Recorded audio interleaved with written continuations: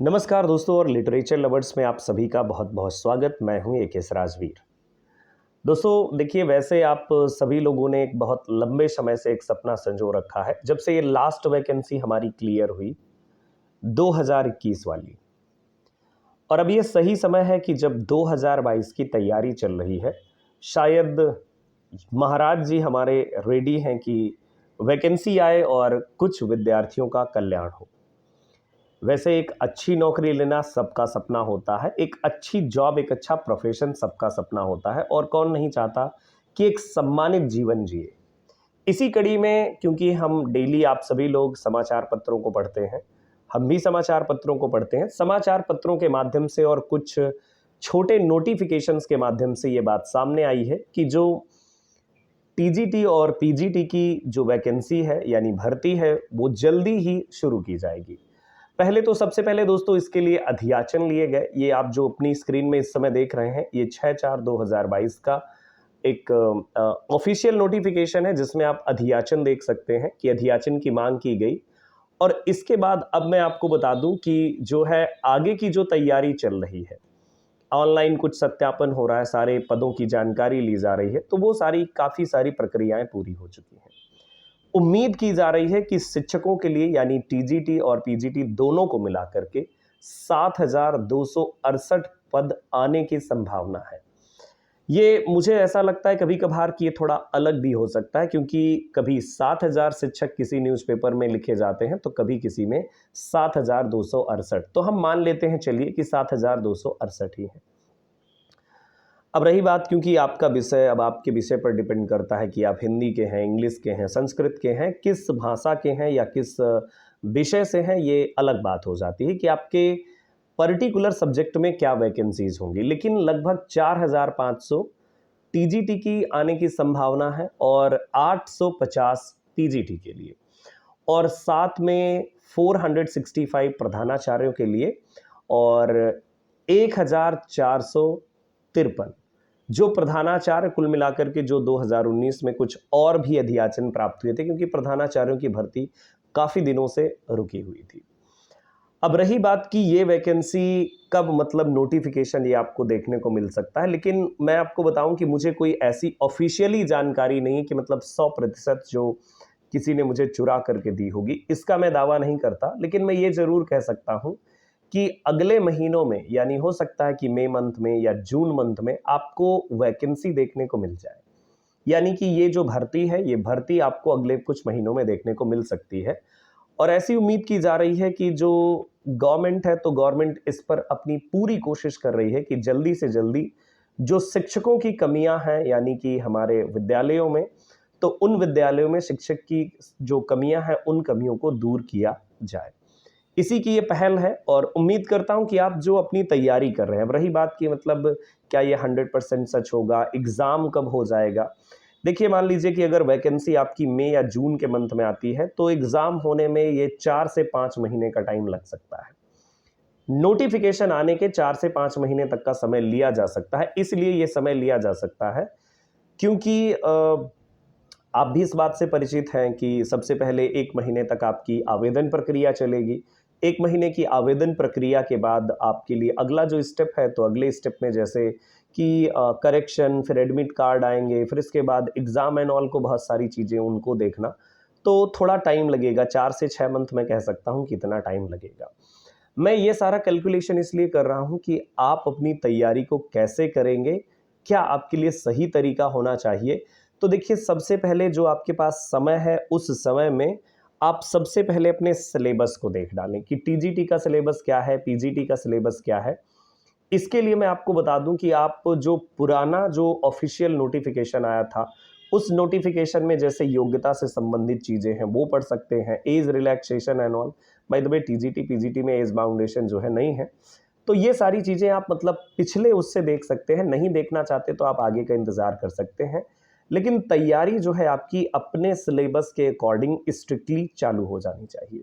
सबसे पहले मैं आपसे उम्मीद करूंगा कि आप जिस भी विषय से हैं, तो आप सबसे पहले उसे अपने विषय को डिटेल में पढ़ें, बाद में प्रैक्टिस की तरफ जाएं और पुराने जो पेपर हैं यानी पिछले साल के, उन पेपर्स को ज़रूर एक बार बहुत ही अच्छे से एनालिटिकली देखें क्योंकि जैसे जब भी हम अपनी ऑनलाइन क्लासेस जैसे हम लोग चलाते हैं, तो ऑनलाइन क्लासेस में हमारा जो सबसे मेजर फोकस होता है कि हम आपको ये परिचित करवा सकें कि राइटर्स हो या ग्रामर हो या मतलब जो भी सब्जेक्ट हम पढ़ाते हैं, तो उस पर बेस्ड क्वेश्चन किस प्रकार के हो सकते हैं, ये हमारा होल और सोल फोकस रहता है। और यही चीज़ कहीं ना कहीं आपको करनी चाहिए। राइटर्स के बारे में एक अच्छा डिटेल तैयार कीजिए, डिटेल के साथ साथ उनके बारे में एक कम से कम आपको ये नॉलेज ज़रूर होना चाहिए कि मतलब क्या एजेस रहीं, तो जैसे एज का बैकग्राउंड, ये सारी चीज़ें, टर्म्स के बारे में, फॉर्म्स के बारे में, क्योंकि अगर आप लिटरेचर स्टूडेंट हैं तो ये जानना बहुत ज़रूरी हो जाता है। तो अपनी तैयारी को अगर आप देखिए एक अच्छे लर्नर हैं, आप एडवांस लेवल पर हैं, तब भी आपको तैयारी करने की ज़रूरत होती है, क्योंकि कई बार देखिए होता है ना कि हम 2-4 नंबरों से सेलेक्ट नहीं हो पाते, उसमें कोई ना कोई ड्रॉबैक होती है। अगर आप कभी किसी एग्ज़ाम को दे चुके हैं या 2021 वाला आपने एग्ज़ाम दिया है, 2016 वाला एग्ज़ाम दिया है, आप सफल नहीं हुए, तो इस बात का आप खास ख्याल रखेंगे कि आपको आपकी ऐसी कौन सी स्ट्रैटेजी थी जिसकी वजह से आप सफल नहीं हो पाए।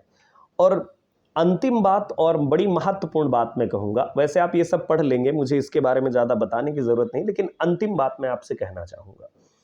देखिए, इस भरोसे पर कि ठीक है, मैं अपना प्रयत्न कर सकता हूँ, मुझे पूरी कोशिश करनी है और कभी आप टाइम नहीं दे पाते, क्योंकि मैं देखिए एक टीचर हूँ, तो टीचर होने के नाते मुझे ऐसी क्वेरीज़ मिलती हैं कि सर मैं एक प्राइमरी में टीचर हूँ, या सर मैं जो है प्राइवेट टीचर हूँ, या कहीं पर मैं कुछ काम कर रहा हूँ या कर रही हूँ, लेकिन मैं समय नहीं दे सकती, लेकिन क्वालीफाई करना है। देखिए, ये विरोधाभास वाली जो बातें हैं, वो थोड़ा कम शोभा देती हैं। सबसे पहली बात कि आप अपने माइंड मेकअप ये बनाइए ना कि मैं समय दे सकती हूँ या दे सकता हूँ और मैं पढ़ूंगा, क्योंकि देखिए आप नहीं समय देंगे तो कोई और समय देगा, आप नहीं किताब पढ़ेंगे तो कोई और पढ़ेगा, आप मान लीजिए आप कोचिंग क्लासेस नहीं कहीं ज्वाइन करते तो कोई और ज्वाइन करेगा। और देखिए ये सिलेक्शन जो होता है ना, ये बेहतर नॉलेज का होता है। इस सिलेक्शन में आपसे ये कभी नहीं पूछा जाता कि आपके पास समय नहीं था, आप प्राइमरी में शिक्षक थे या आप प्राइवेट पढ़ा रहे थे कहीं पर, या आप घरेलू जिम्मेदारियों से बाहर नहीं निकल पाए और आप इसीलिए सिलेक्शन नहीं ले पाए। तो ये जो एक्सक्यूज है, आपसे कोई नहीं पूछेगा, आपसे सिर्फ ये पूछा जाएगा कि आप मतलब आपका ये देखा जाएगा कि आपने स्कोर एक्चुअली में किया कितना है, क्या स्कोर है आपका। तो ये सबसे महत्वपूर्ण बात है। तो मैं आपको यहाँ पर सभी विद्यार्थियों को ये बता देना चाहता हूँ कि देखिए, तैयारी में ये शब्द ना जोड़ें, अपनी तैयारी करें, बेहतर तैयारी करें, पढ़ाई करें। कई बार लोग हम सोच लेते हैं कि क्या यही सिर्फ बुक इनफ है हमारे लिए, इसी बुक को हम सिर्फ पढ़ेंगे और कोई बुक नहीं पढ़ेंगे। देखिए, ऐसी कोई शपथ या ऐसा मतलब कुछ वादा करने की ज़रूरत नहीं है आपको। आपको ज्ञान लेने की ज़रूरत है। आप अलग बुक ले सकते हैं, किसी कोचिंग क्लास में हैं तो उन कोचिंग क्लास से इतर भी पढ़ सकते हैं, है ना? एक बुक है आपके पास, आप दूसरी बुक भी प्रेफ़र कर सकते हैं। आप प्रीवियस ईयर पेपर भी देख सकते हैं। देखिए 2-400 की ये सारी बातें हैं। बुक 4-500 की मिल जाएगी। आप अगर प्रीवियस ईयर पेपर लेंगे वो भी मिल जाएगा। कहीं कोचिंग क्लासेस करेंगे 2-4 हज़ार में वो भी मिल जाएँगी, है ना? तो इन सब चीज़ों की वजह से अपने सिलेक्शन को नहीं रोकना है। ये सबसे बड़ी बात है आपके लिए। भई वैकेंसी मान लीजिए आज नहीं कल आती है, लेकिन आपका सिलेक्शन जहाँ से रुकता है उस चीज़ को समझिए आप। कि मान लीजिए कि आपने कहा कि मेरे पास अगर कोर्स ये जो है 2,000 रुपए में है, अगर ये 1,000 में होता तो मैं कर लेता। मानता हूँ आपकी बात, आप गलत नहीं हैं। आप बिल्कुल गलत नहीं हैं, क्योंकि आपकी परिस्थितियाँ आपको ऐसी कहती हैं। लेकिन सिलेक्शन में ये परिस्थितियाँ नहीं देखी जाएँगी। तो इसीलिए प्रयत्न वो कीजिए कि आप क्लासेस, जो फ्री क्लासेस अगर आपको मिल जाती हैं यूट्यूब में, उनको देखिए, पेड ले सकते हैं उनको देखिए, नोट्स मेंटेन कीजिए, लिखिए, पढ़िए, थोड़ी प्रैक्टिस कीजिए, सब काम कीजिए और सफलता की कामना कीजिए।